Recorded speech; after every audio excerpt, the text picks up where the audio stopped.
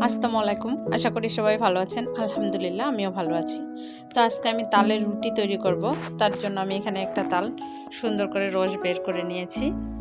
তো এই যে আমার এই রসগুলো তৈরি করে নিয়েছি।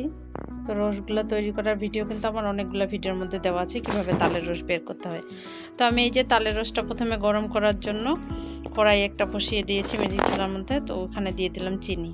আর এখন আসলাম আটা তৈরি করার জন্য। এখানে আমি শুকনো চালের আটা নিয়েছি আর এখানে দিয়ে দিলাম ময়দা আর চালের আটা আমি একসঙ্গে মিক্স করে নেব।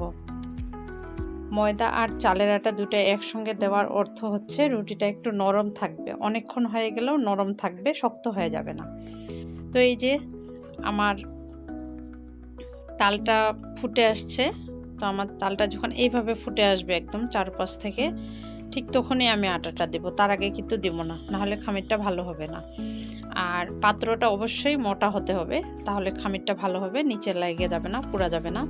তো এই যে এখন আমি আটা দিয়ে দিলাম, দিয়ে এখন নেড়ে নেড়ে এভাবে খামিরটা তৈরি করে নেব।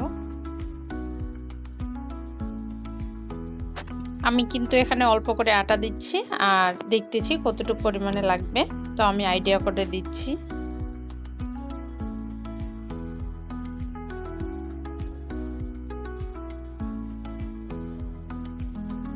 তো এইভাবে নাড়তে নাড়তে একটা পর্যায়ে খামিরটা তৈরি হয়ে যাবে।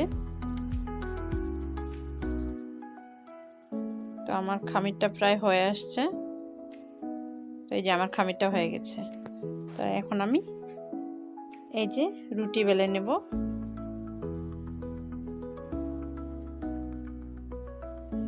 তো তালের খামির কিন্তু খুব নরম থাকে, খুব আলতো হাতে রুটিগুলো বেলে নিতে হয়, না হলে কিন্তু ভেঙে যায়। তো এই যে আমার রুটিটা বেলা প্রায় হয়ে গেছে। তো আমি এইভাবে সবগুলো রুটি বেলে নেব।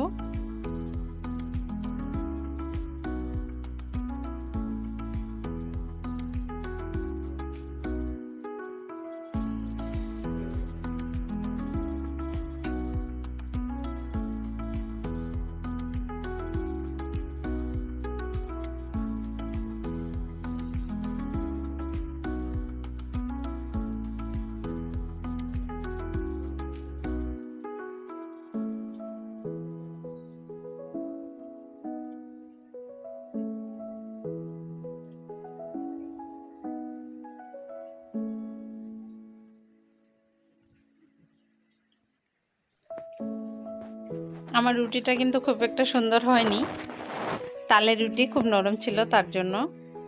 তো আমার সবগুলা রুটি বেলা হয়ে গেছে। তা আমি এখন রুটিগুলো ভাজবো, তার জন্য এই যে একটা ফ্রাইং প্যান বসে দিয়েছি। প্রথমে এক পিঠ হয়ে গেলে আরেক পিঠ উল্টিয়ে দিলাম। এই যে আমার রুটিটা মাশাআল্লাহ খুব সুন্দর ফুলছে।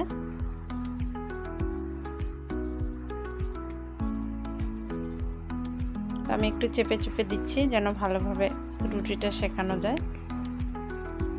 তো এই যে আমার প্রথম রুটিটা হয়ে গেছে, বিসমিল্লাহ। তো এইভাবে করে আমি সবগুলা রুটি ভেজে নেব। তো আমার ভিডিওটি যদি আপনাদেরকে ভালো লাগে তাহলে অবশ্যই লাইক, কমেন্ট এবং আমার চ্যানেলের পাশে থাকার জন্য আমার চ্যানেলটিকে সাবস্ক্রাইব করে দিবেন।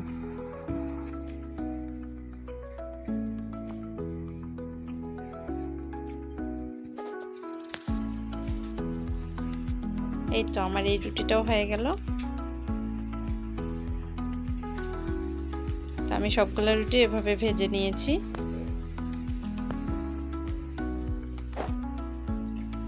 তো আজকের মতো এই পর্যন্তই। সবাই ভালো থাকবেন, সুস্থ থাকবেন। আল্লাহ হাফেজ।